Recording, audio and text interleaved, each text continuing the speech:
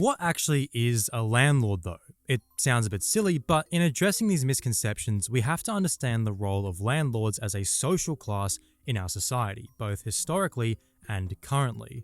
Many simply just lump in landlords into being profit hungry capitalists or leftovers of feudalism, both of which are incorrect.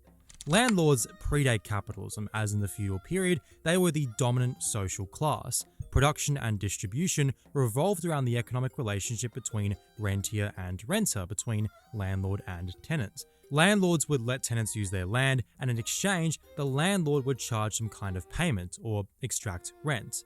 As capitalism emerged, however, feudal landlords became divorced from production and distribution. Under capitalism, capitalists would pay a laborer to produce goods and services, commodities, which would be then sold for a profit.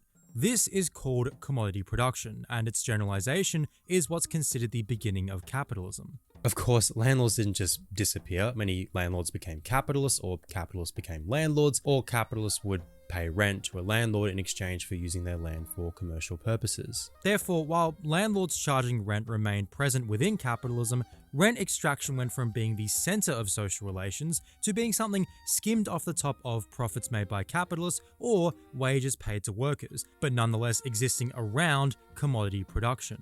This is something that Big Carl talks about in his third volume of Capital, highly recommend, saying that the circumstance that 1, rent is limited to the excess above the average profit, and that 2, the landlord is reduced from the manager and master of the process of production and of the entire process of social life to the position of mere lesser of land, usurer in land, and mere collector of rent is a specific historical result of the capitalist mode of production.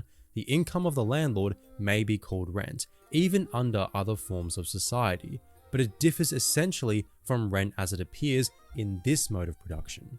Now you may think this is boring, this is super basic theory stuff, who cares? Unfortunately, many thousands of dollars and book tours have been made of misunderstanding social relations in different societies.